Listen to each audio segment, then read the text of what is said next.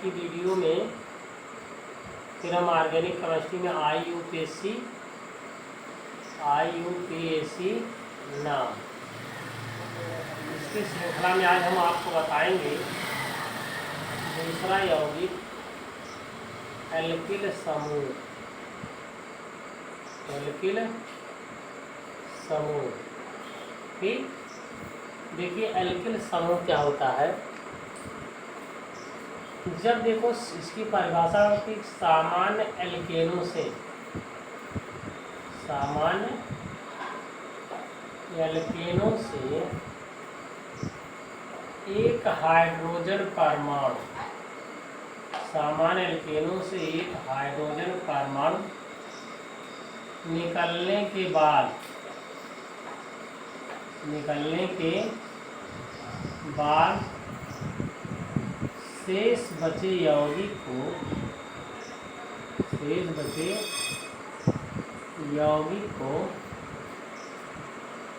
Alkyl समूह कहते हैं। एल्किल समूह कहते हैं, ठीक। एल्किल समूह कहते हैं। देखिए एल्किल समूह को हम जो कैपिटल R से प्रदर्शित करते हैं, किससे प्रदर्शित करते हैं? एल्किल समूह को कैपिटल R से प्रदर्शित करते हैं। इसके पहले एकलबंध लगा देते हैं, ठीक। कैपिटल R से प्रदर्शित करते हैं, ठीक है। देखिए जैसे इसको हम शॉर्ट में कैसे व्यक्त करते हैं, यानी कि अगर ये एल्केन है, एल्केन से अगर हम एक हाइड्रोजन परमाणु निकाल दें माइनस कर दें, क्या मिलेगा हमको? एल्किल मिल जाएगा, ठीक। अब देखो जैसे इसका देखो सामान्य सूत्र होता है CnH2n+2 होता है। तो जब यहाँ से एक हाइड्रोजन परमाणु निकल जाएगा तो एल्किल का सामान्य सूत्र क्या मिलेगा? हाइड्रोजन घटा है ना, तो इसका हो जाएगा CnH2n+1 होगा, ठीक ना। अब देखो इनका हम IPC नाम लिखते समय इनके IUPAC नाम में क्या करते हैं, देखो पूर्व लग्न तो कार्बन परमाणु की संख्या होता है। पूर्व लग्न वही कार्बन परमाणु की संख्या के आधार पर हमने पिछले वीडियो में हमने बताया है कि कैसे क्या करते हैं, संख्या के आधार पर। और इसका जो श्रेणी अनुलग्न होता है, इसका देखिए जो श्रेणी अनुलग्न होता है वह होता इल। क्या होता? इल।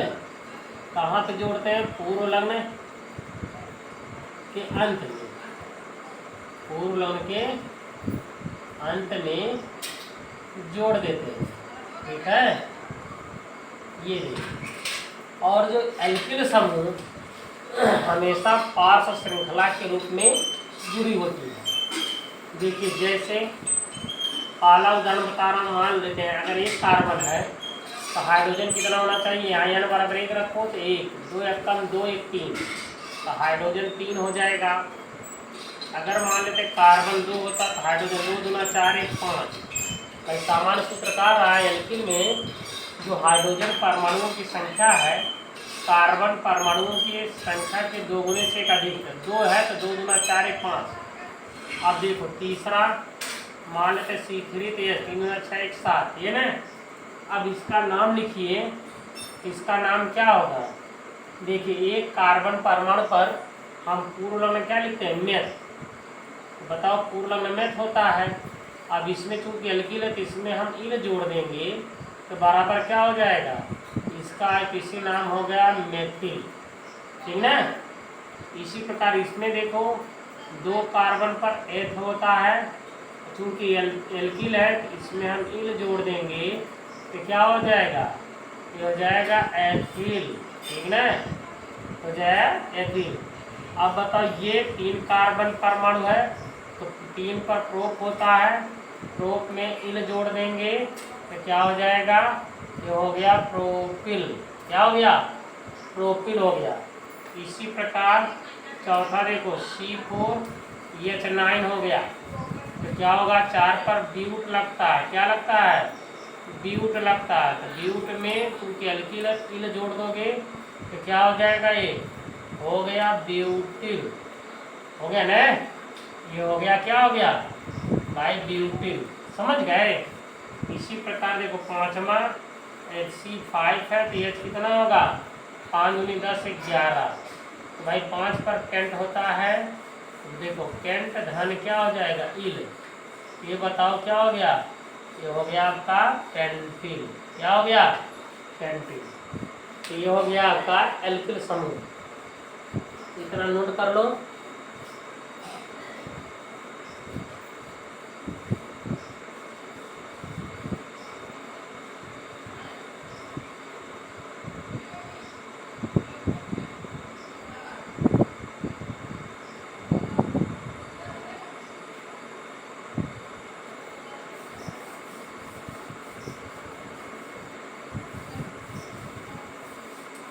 हो गया। अब देखिए इसके बाद हम बताएंगे अगला यौगिक। सबसे पहले जानो जनक श्रृंखला क्या होती है। देखिए आज मैं बता देता हूँ जनक श्रृंखला क्या होती है और पार श्रृंखला, फिर आगे ये देखिए बताऊंगा।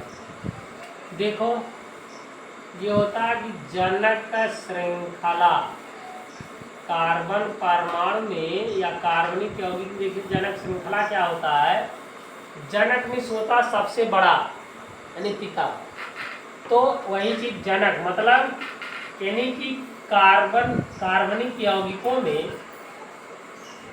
कार्बनिक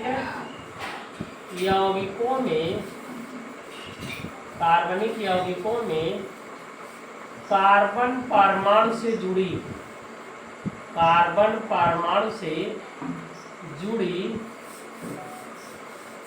वह सबसे बड़ी श्रृंखला, सबसे बड़ी श्रृंखला जिसमें कार्बन परमाणु की संख्या, जिसमें कार्बन परमाणु की संख्या सबसे अधिक होती है, कार्बन परमाणु की संख्या सबसे अधिक होती है, सबसे अधिक होती है, उसे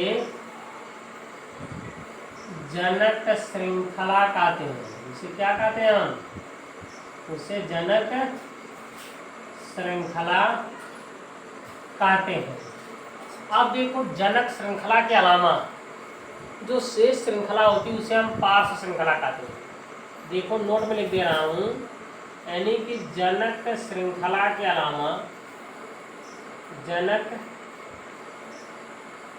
श्रृंखला के अलावा शेष श्रृंखला को,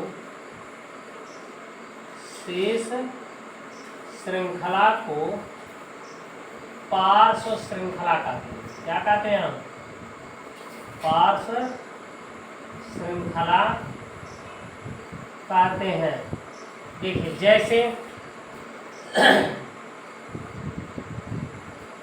जैसे मान लो अभी यहाँ लिखते हैं हम CH3 CH2 CH2, फिर पता लगा यहाँ पे CH2, फिर यहाँ CH2, यहाँ CH हो गया, यहाँ CH2 हो गया, यहाँ CH3 हो गया, फिर देखिए CH2 CH2 CH3, ये हो गया ना। तो इसमें अगर हम देखेंगे इधर से गिनेंगे तो 1 2 3 4 5 6 7 8 9, ये देखो इसमें हमको टोटल 9 कार्बन परमाणु इधर से मिल रहे हैं, ठीक। और यदि हम इधर से गिन रहे हैं 1 2 3 4 5 6 7 8, एक देखो श्रृंखला ये बन रही है, ठीक। और एक देखिए श्रृंखला हमारी ये बन रही है, 3 हमको श्रृंखला बन रही है। अब इन तीनों देखिए इधर से सबसे लंबी श्रृंखला 9 कार्बन परमाणु, इधर से 8, इधर देखिए 1 2 3 4 5 6 किलोमीटर, तो सबसे लंबी श्रृंखला यही है। इसका मतलब ये क्या हो गया, ये हो गया हमारी जनक श्रृंखला, यही होगी सबसे लंबी श्रृंखला। अब इसके बाद देखिए ये जो बचा, अब इसको हम मिटा देंगे, बस जनक श्रृंखला ये हो गया। अब देखिए इसके बाद ये जो शेष जो बची, इसी को हम कहेंगे पार्श्व श्रृंखला कहते हैं। इसी क्या कहते हैं हम, पार्श्व श्रृंखला। और देखो पार्श्व श्रृंखला का नाम क्या करते हैं हम, एल्किल समूह की तरह लिखते हैं। अब इसका अगर हमको अंकन करना होगा तो हम जनक श्रृंखला के उस सिरे से करते हैं जिधर से हमको यह पार्श्व श्रृंखला नजदीक होती है। इधर से गिनेंगे तो 1 2 3 4 5 6, छठे पे मिल रहा है। इधर से गिनेंगे तो हमको 1 2 3 4, चौथे पे मिल रहा है, तो हम इधर से गिनेंगे। भाई हर आदमी सोचता है कि हमको शॉर्टकट लगाना चाहता है, इसलिए जनक श्रृंखला में जो एल्किल समूह भी शॉर्टकट अपना लगाना चाह रहा है कि हमको कम से कम स्थान में। देखिए 1 2 3 4, यहाँ 5 कर देंगे, यहाँ 6 7 8 9। अब देखो इसका सबसे पहले एल्किल समूह का नाम, एल्किल समूह देखो 2 कार्बन, 2 पर क्या होता है एथिल, किस कार्बन जुड़ा, चौथे से, इसको लिखेंगे 4 एथिल, क्या होगा 4 एथिल। और 9 कार्बन पर क्या होता है नॉनेन, क्या होता है नॉनेन, इसका नाम ये होता है। और देखिए इसी को हम शॉर्टकट में कैसे करते हैं, जैसे मान लीजिए इस तरह हो, कोई पूछ लिया इसका नाम क्या हो गया। देखिए हर कोने पर कार्बन परमाणु होता है, हर सिरे पर जहाँ सिरा, जैसे यहाँ पे एक कार्बन, इसका मतलब हाइड्रोकार्बन ही समझेंगे, कोई क्रियात्मक समूह नहीं दिया है। इसका मतलब देखो 1 2 3 4 कार्बन मतलब एल्केन है। इसका नाम क्या होगा भाई, 4 पर हम लिखते हैं ब्यूटेन, इसका नाम हो गया ब्यूटेन हो गया, ठीक है। और देखिए अभी कोई कार्य बताओ इसका क्या नाम है, तो हम किसी तरफ से गिन लें। देखिए हर कोने पे एक कार्बन, यहाँ दूसरा होगा, यहाँ तीसरा, अगर इधर से गिनोगे तो भी 1 2 3। तो चूंकि एक एक दोनों पार्श्व श्रृंखला हो गया, तो दोनों पे एक एक कार्बन मेथिल हो गया, तो इसका हो जाएगा 2 2, यानी दोनों का 2 2 डाइमेथिल, 2 2 डाइमेथिल, क्या हो गया 1 2 3 प्रोपेन, क्या हो गया प्रोपेन। ये देखिए हमने एक दिन एल्केन का हमने दिया था वीडियो, उसमें देखिए ये है। और देखो अगला जो चौथा कार्ब यौगिक अगर है यहाँ पे, देखिए जैसे मान लीजिए इस तरह फिर इस तरह, इसका नाम भाई हर कोने पे गिनो और पता लगा यहाँ से इधर भी हो गया, तो हमको क्या करना है भाई, सबसे लंबी श्रृंखला चुनेंगे। 1 2 3 4 5, इसका मतलब सबसे लंबी श्रृंखला 5 कार्बन परमाणु, एक ये एल्किल ग्रुप हो गया, क्या हो गया तीसरे जुड़ा है, तो हम लिख देंगे 3 मेथिल, फिर 5 कार्बन पे क्या हो गया पेंटेन, ठीक ना, ये हो गया। और देखो 5वां लिख रहा हूं,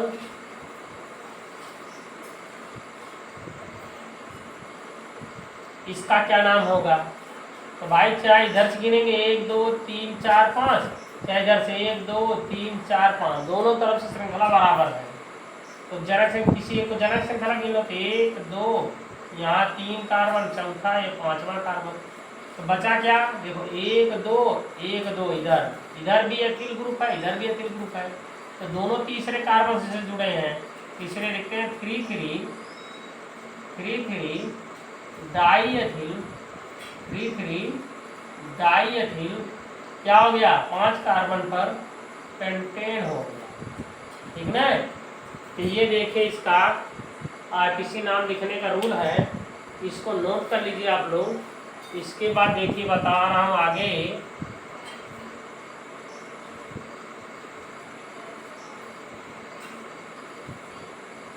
ठीक।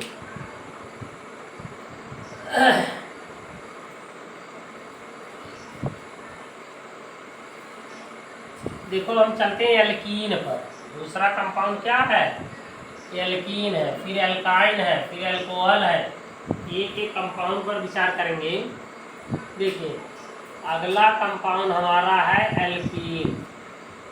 तो एल्कीन किसे कहते हैं, इसको पहले हम इंट्रो भाई परिभाषित करेंगे। एल्कीन में देखिए कम से कम 2 कार्बन परमाणुओं के बीच क्या होता है, द्विबंध होता है। यही द्विबंध ही इसका क्या है, क्रियात्मक समूह। देखिए इसका जो क्रियात्मक समूह होता है एल्कीन का, इसका जो क्रियात्मक समूह होता है वो क्या है, द्विबंध है। क्या है, देखो क्रियात्मक समूह क्या है, 2 बंध, ठीक है। अर्थात इसकी परिभाषा क्या होगी कि भाई ऐसे हाइड्रोकार्बन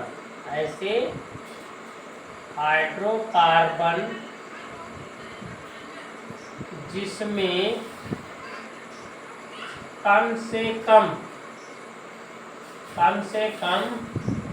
2 कार्बन परमाणुओं के मध्य, कम से कम 2 कार्बन परमाणुओं के मध्य एक